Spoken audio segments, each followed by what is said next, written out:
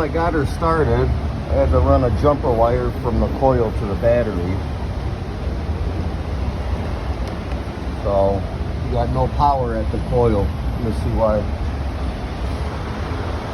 Oh, I found it. Oh. That's the power going to the coil.